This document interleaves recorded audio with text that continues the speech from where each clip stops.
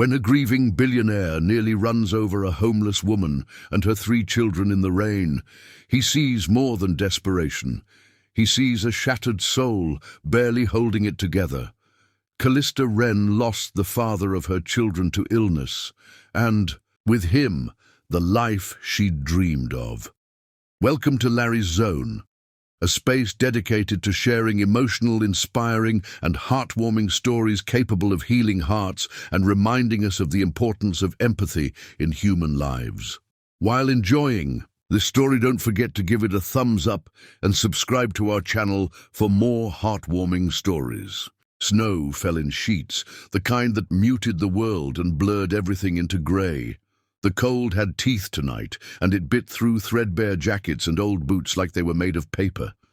But beneath the crumbling overpass just outside, the city's heart, Callista Wren, sat curled with her 3 babies, wrapping her body around them like a human shield.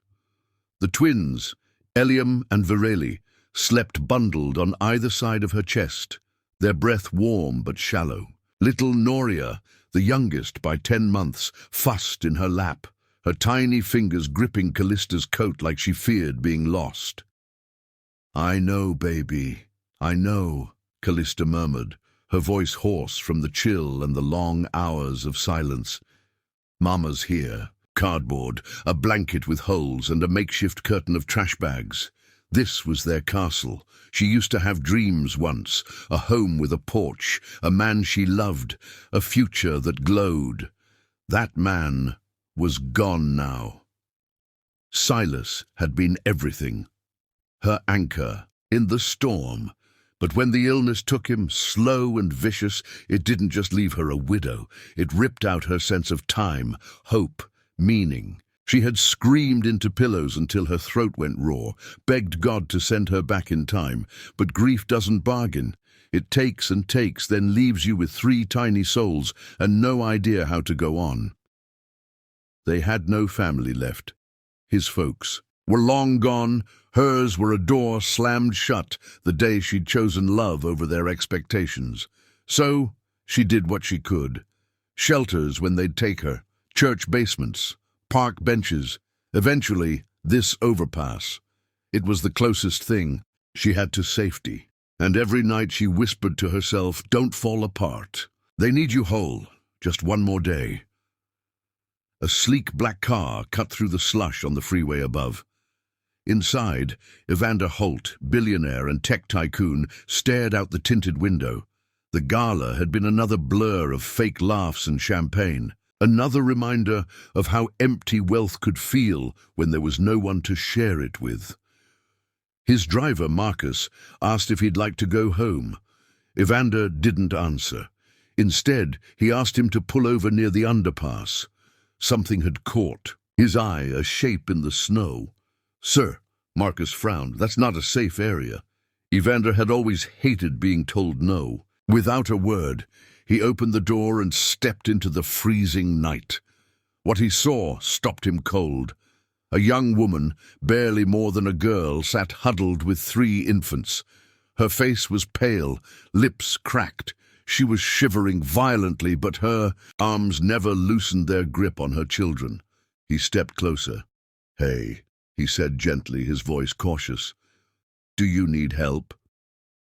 Callista didn't look up right away. She'd heard voices like his before, usually followed by pity or, worse, judgment. But something in his tone wasn't sharp. It wasn't soft either. It was human. "I'm fine," she croaked. "You're clearly not," Evander said, crouching down despite the snow soaking into his coat. "They're freezing." She looked up then, and their eyes met.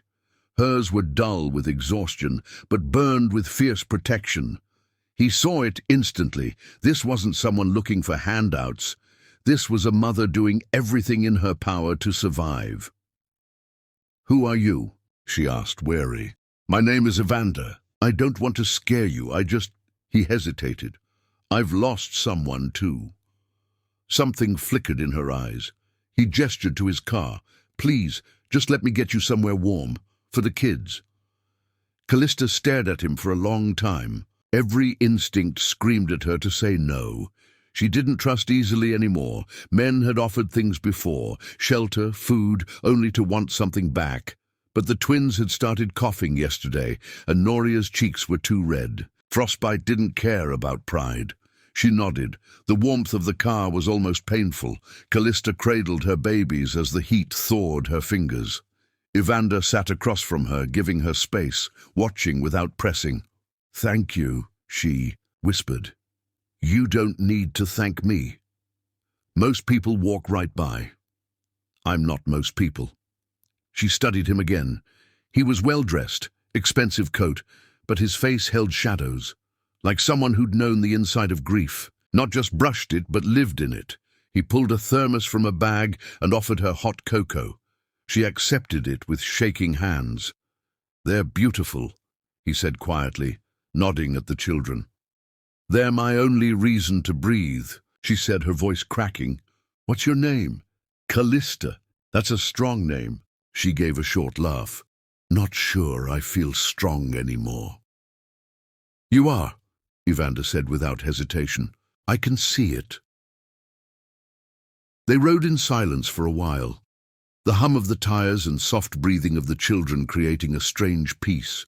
Callista didn't know where they were going. She didn't care. For the first time in months, her babies were warm. When they arrived at a towering iron gate, she stiffened. It swung open automatically, revealing a long driveway flanked with trees wrapped in fairy lights. "Where is this?" she asked. "My home." Callista's alarm bells went off. "I didn't say—" "You don't owe me anything," Evander said quickly. "You'll have your own room. The kids, too, staff who can help. Just rest, that's all." She looked down at her children, then back at him. Her jaw tightened. "I'll stay one night." Evander nodded. One night. But something deep, inside both of them, some quiet flicker that had not yet died, already knew this was the beginning of something neither could walk away from. Not now. Not after this. Callista stood frozen in the marble foyer of Holt Manor, her boots leaking slush onto a Persian rug that probably cost more than she'd earned in a year. Warmth flooded the space, but she couldn't shake the chill inside her. She clutched Noria to her chest, while Eliam and Virelli clung to her coat like vines. It didn't feel real. A butler appeared, dapper and discreet. "Shall I prepare rooms for the young miss and her children, sir?" "Yes, Donovan. Make sure the nursery wing is prepped, and have Dr. Keene on call tonight." Callista flinched. "I don't need a doctor." Evander turned to her. "Just a checkup, nothing invasive. For the little ones, too. I want to be sure they're okay." She didn't respond, but her shoulders relaxed slightly. She wasn't used to being asked. Only ordered or ignored. Donovan gestured with a respectful nod. "If you'll follow me, Miss Wren." Callista hesitated. She turned to Evander. "You're not coming." "I'll give you space," he said. "Your babies need you. And you need sleep." There was something in his voice. Respect, not distance. She gave him the slightest nod, then followed the butler up the wide staircase and disappeared into the shadows of a life she'd never imagined.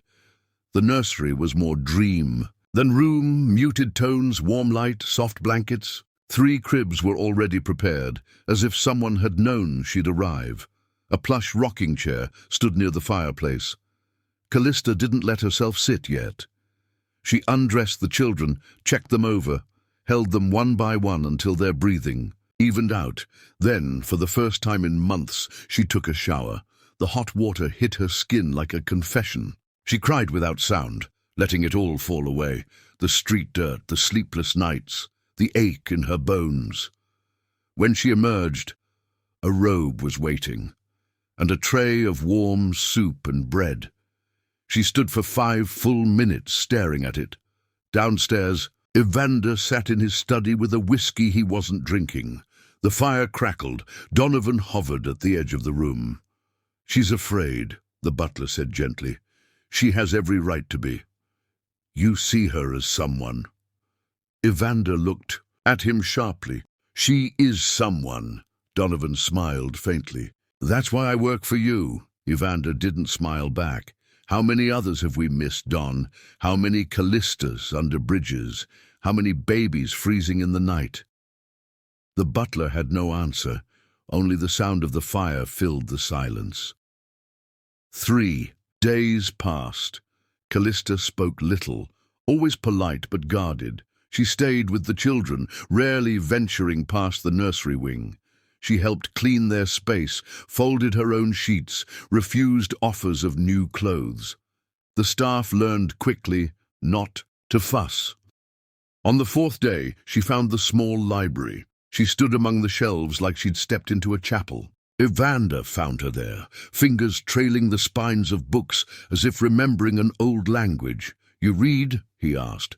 "I used to," she said, "before life unraveled."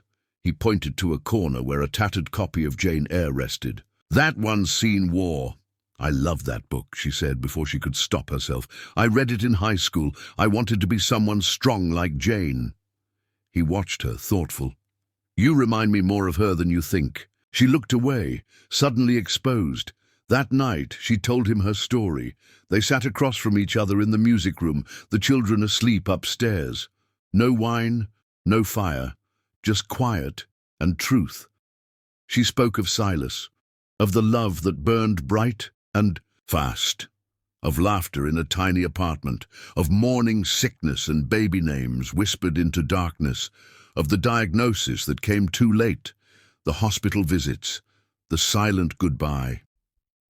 "I lost him in pieces," she said, eyes far away. First his laughter, then his words, then his breath. And when he was gone, I didn't just lose my husband, I lost my future. Evander didn't speak. He just listened. I didn't know how to live without him. I tried shelters, jobs, but no one wanted a girl with 3 babies and grief in her eyes. "You kept them alive," Evander said quietly. "That's not failure. That's something. Most people wouldn't survive." Her throat tightened. "They're all I have." "And yet," he said gently, "they're not the only ones who need you anymore." She looked at him sharply. He softened. "I mean it. You matter, Callista, not just as a mother, but as you." Later, alone in her room, she sat, rocking Noria. Evander's words echoed. "You matter." When was the last time she'd heard that? The babies had begun to smile more. They were eating better, laughing. She felt it too, a flicker of warmth inside her chest, like embers catching again. Not healed, not whole, but human. And for the first time in over a year, she whispered to the night, "Maybe I'm not broken. Beyond repair." The stars outside Holt Manor blinked like soft beacons, and inside, for the first time, Callista slept without fear. Morning sunlight streamed through floor-length windows as birds chirped along the hedges of Holt Manor. Callista sat in the courtyard garden, watching Virelli chase a butterfly while Eliam stacked smooth stones in his usual quiet focus. Noria cooed in her lap, reaching for the petals of a daffodil that swayed lazily in the spring air. It had been a month. 30 days since she'd shivered beneath an overpass, bracing her children against the cold. 30 days since a man she'd never met looked past the dirt on her cheeks and saw something worth saving, and something had begun to stir in her. A part of herself that hadn't spoken since Silas died, the part that once wanted more than survival, was beginning to breathe again. Later that morning, Evander found her in the manor's solarium, flipping through a guide to early childhood education. "You're thinking of teaching?" he asked, pleasantly surprised. "I want to learn more," she said. "If I'm going to raise 3 humans, I should at least understand what they need at each stage." He smiled. "You already give them what they need most, love." She raised a brow. "That only gets you so far when Noria starts chewing on wires." He chuckled, and she surprised herself by laughing too. It was the first time she'd laughed like that since Silas. Over the following weeks, Callista began accepting more. She took online parenting workshops on a donated tablet. She allowed Donovan's assistant to help with the twins' immunization appointments. She even tried yoga, though she spent most of it laughing with Noria curled up on her stomach. Evander never pushed. He was always near, yet never intrusive. He shared quiet meals with her, brought her books she mentioned once in passing, and listened when she opened up. One night, while sipping tea in the library, Callista finally asked him, "Why do you live like this? All this money, all this space, alone?" He paused. "My sister," he said after a long moment. "Her name was Malin. She died when I was 20. Callista blinked, surprised by the rawness in his voice. "She was in foster care before my family adopted her. She was bright, curious, but she came with wounds no one could see." His hands tightened slightly. "We gave her a home, but it wasn't enough. She fell through the cracks." "I'm so sorry," Callista said softly. "She taught me something," Evander continued, "that saving someone doesn't mean fixing them. It means showing up, staying, even when it's hard." He looked at her then. "I never forgot that." Their eyes met, and something unspoken passed between them, an ache, a quiet understanding, and the first glow of something fragile and warm. The next day, things changed. Tabloids exploded with headlines: "Reclusive billionaire spotted with mysterious mother of 3. Who is the woman living at Holt Manor? Gold digger or savior?" Public divided over Holt's companion. Callista stared at her phone in shock. Her face was grainy but unmistakable, captured by a long-range lens while she'd walked the garden with the babies. She dropped the phone like it burned her. Evander found her pacing the nursery, trembling.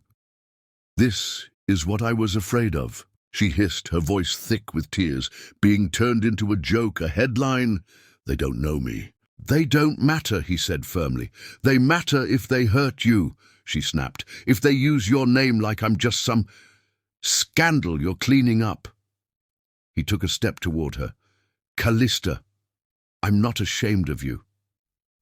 "You should be," she whispered. "I'm nobody." "And you're not nobody," he cut in, voice low and steady. "You are the strongest person I've ever met, and if anyone can't see that, they don't deserve to speak your name." She stared at him. Her heart pounded. Not from fear this time, but from something far more terrifying. Belief. His belief in her. Steady. Unshaken. She lowered her gaze. "I don't know how to be part of your world." "Then we make a new one," he said softly. "Together." Later that night, Callista sat in the rocking chair, the babies asleep around her. She stared out the window, mind whirring. Could she really build something new? Was she allowed to? She thought of Silas, his gentle voice, his laughter. She would always love him. But love didn't die when someone did. It changed shape. It made room. And slowly, piece by piece, she realized, her heart was still beating. Not just for survival, for life. The next morning, Callista asked Donovan for an application to a local community college. Not for a degree yet, just a class, early childhood development. Evander found the form on the kitchen counter. He didn't say anything, just smiled. She was starting to dream again, not of fairy tales, but of stability, of education, of her children laughing in a home that felt permanent, and maybe, just maybe, of a man who saw her as whole, not broken. That evening, they took the children to the garden under string lights. Callista walked beside Evander, barefoot in the grass. The twins chased bubbles. Noria giggled from Evander's arms. "I never imagined this life," she said. "Neither did I," he replied. "But I'm glad it's ours," she added quietly. He turned to her. "It's only just beginning." They stood there in silence, the lights soft above them, the night air warm with promise. For the first time in what felt like forever, Callista wasn't just surviving, she was living. The following weeks at Holt Manor shimmered with a strange new peace. Callista started her first class, an evening course in early childhood development, and Evander had set up a quiet study room for her in the East Wing. The children thrived, their laughter now a familiar melody in the mansion's once hollow halls. But peace, she would soon learn, can be fragile, and the world has a way of testing the things we try to build. It started with a letter, a crisp white envelope, delivered by courier addressed not to Evander, but to Ms. Callista Wren. Her hands trembled as she opened it. Notice of petition for guardianship hearing. The Department of Child Welfare has received an inquiry regarding the welfare and custody of Eliam, Verelli, and Noria Wren. Her stomach dropped. She read it again and again. The words blurred. She ran breathless to Evander's office. "They're trying to take my children." He looked up sharply. "What?" She shoved the letter into his hands. "Someone filed a petition, said I'm unfit, that I'm unstable, recently homeless, mentally unwell." Evander read it in silence, jaw clenched. Callista was already pacing. "I knew this was too good to last. I knew it." "Stop," he said, firm but gentle. "We'll fight this. Together." Her eyes glistened. "They'll say I can't give them a stable home." "You have a stable home. You built it here. But what if they see this as charity? What if they think I'm just a case you pity?" He stood, towering but calm. "Callista, listen to me. You are their mother. No one, not a judge, not a social worker, not the entire world, can take that from you. We're going to get the best attorney in the state. You are not alone in this." She wanted to believe him. She did, but fear, when you've known loss like hers, is a heavy chain. The next few days moved like a blur. Court documents, legal consultations, home assessments. The lawyer Evander hired, Ms. Sable Harrow, a sharp-eyed woman with fire in her voice, was confident. "They don't have a case. It's likely a baseless report filed out of jealousy or misinformation." Still, the hearings were set, and Callista would have to stand in court to defend her right to raise her own children. I've fought for them since the day they were born," she told Sable, voice cracking. "I just don't know if the world sees that as enough." "It is enough," Sable said. "And now you fight again, with evidence, with witnesses, with the truth." The media didn't help. The tabloids spun wild theories. Mystery mother facing custody battle. Is Holt's mansion just a cover? Former homeless woman under investigation inside her past struggles. A former co-worker from the diner where she'd briefly washed dishes claimed she'd often looked tired and talked to herself. "I talked to myself because I was alone," Callista whispered bitterly to Evander, "because there was no one else." "I know," he said, "and anyone with half a soul would too." 2 nights before the hearing, Callista woke to a nightmare. She stood in the hallway outside the nursery, breathing hard. Noria was safe, curled in her crib. The twins were snoring softly, but her hands were shaking. Evander found her there. "I dreamed they took them," she said, voice hollow. "I screamed for them, but no one heard me. He didn't say anything at first, just walked over and wrapped his arms around her, and for the first time she didn't resist. She sobbed into his chest, letting it all go, the fear, the pressure, the ache of not being enough. "You're not alone," he whispered over and over. "You're not alone." The hearing arrived. The courtroom was cold. Callista sat in a blazer too stiff for comfort, her hands clutching a locket Silas had given her when she was pregnant. Across from her, a middle-aged man in a slick suit represented the state. No one else stood beside him. He laid out the concerns, her homeless past, her lack of employment, the high-profile nature of her current residence. She is being supported entirely by a billionaire benefactor with whom she shares no formal relationship. This situation is vulnerable to collapse. Callista stood. Her voice shook at first, then steadied. I lost my husband to cancer before our babies could say his name. I lived under bridges. I begged for food. I sang lullabies through tears. And every morning I woke up to keep them alive." She paused. The courtroom held its breath.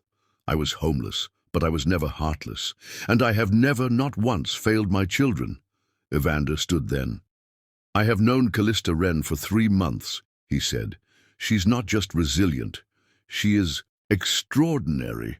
Her children aren't just alive because of her. They are thriving, and I will support her however she needs, not as charity, but because the world needs mothers like her." The ruling came an hour later. Petition denied. Callista collapsed into tears outside the courtroom. Evander wrapped his coat around her and didn't let go. Sable gave her a quiet nod. "You did that. You saved your family again." Back at Holt Manor, the children danced under the kitchen table as warm bread filled the air. Callista sat at the counter, exhausted but glowing. "I never thought I'd be here," she whispered. "Not just in this house, but okay." Evander leaned beside her. "You're not just okay, you're becoming you again." She looked at him. "I don't know what comes next," she said, "but I know I want to keep choosing it." He smiled. "Then let's keep choosing.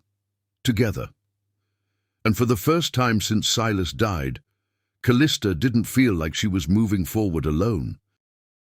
Spring melted fully into summer, and with it came a softness Callista had not felt in years. She no longer jumped at the sound of doors opening. Her children no longer flinched at thunder. Life had become rhythm, not survival. It had been 3 months since the custody hearing, and the world had finally quieted around them. The media moved on. The tabloids lost interest. Holt Manor returned to what it had slowly become, a home, a real one. Callista stood on the back lawn, watching Ilium and Vireli race through the grass with water balloons, shrieking with laughter. Noria toddled between them, her curls bouncing, a tiny general in charge of her kingdom. A picnic blanket spread beside her, where she had laid out sandwiches, watermelon slices, and Evander's favorite sparkling lemonade.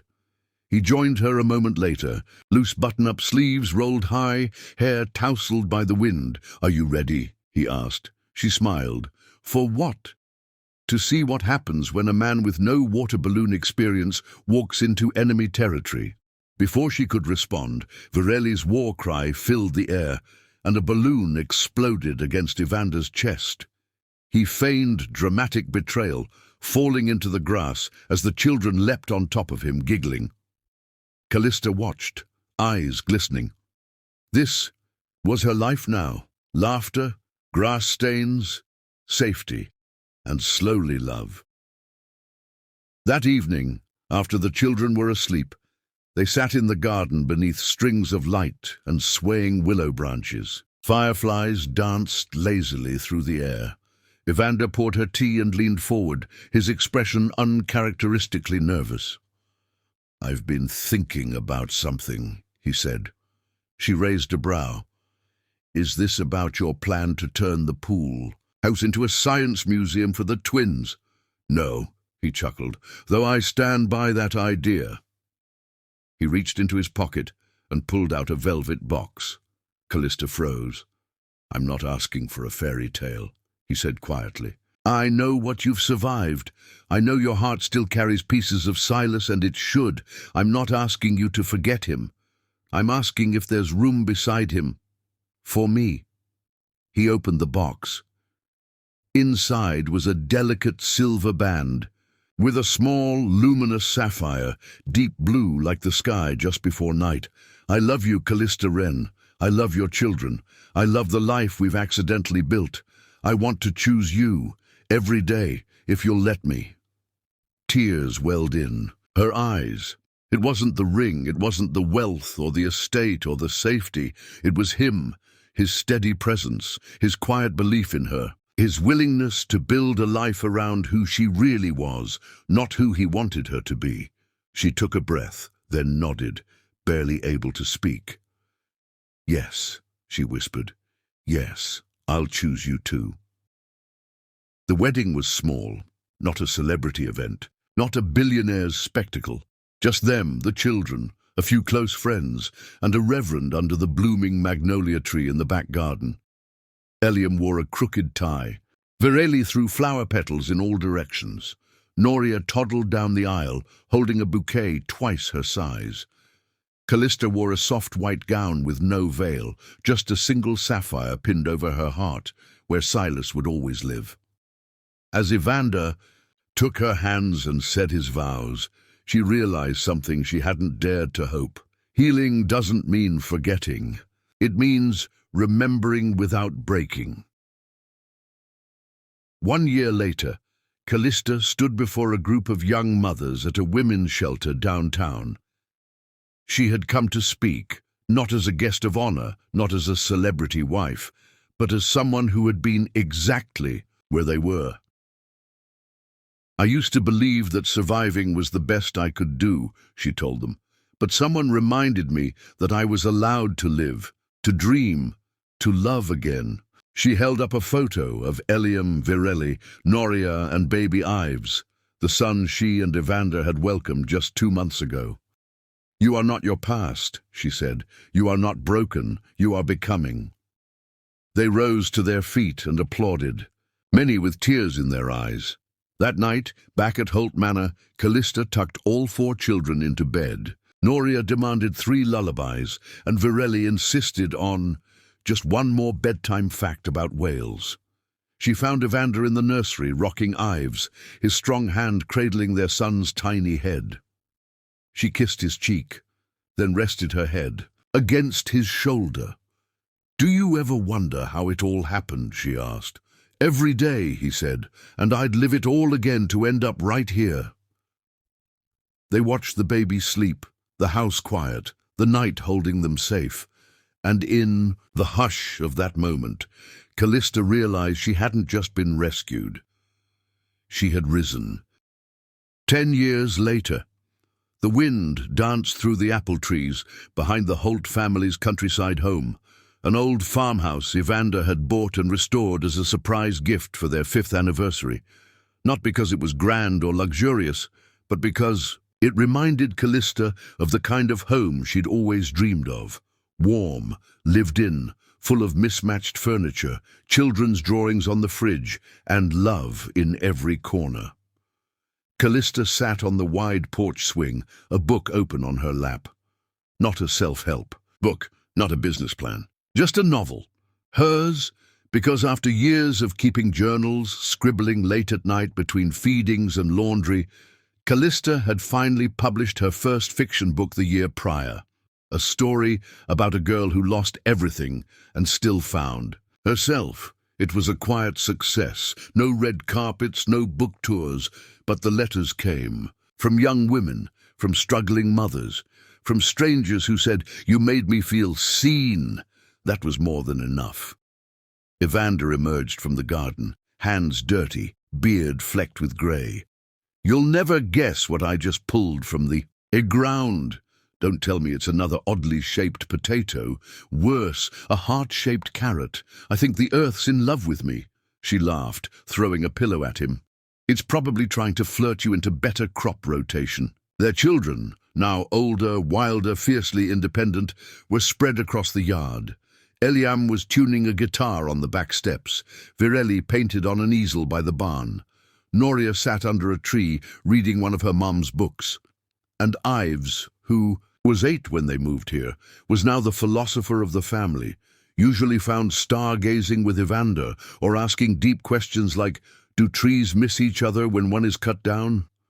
Callista hadn't changed the world with a non-profit or a foundation, but she changed her world. She taught creative writing once a week at the local library, mostly to teens and single mums. Not as a program, not as a mission. Just a circle of women and girls learning how to give voice to what hurt, what healed, and what still lingered. And every year, on Silas's birthday, the family made a cake. They sang to him. They remembered him not in whispers, but with joy, Evander never tried to take his place. He simply stood beside it, an anchor who had arrived just when she thought she would sink. One evening, as the sunset poured orange light across the fields, Callista looked at her life and thought, I didn't need to be famous. I didn't need to save everyone. I just needed to save myself and love the life that grew from it. If you're grieving, please remember that healing doesn't mean forgetting.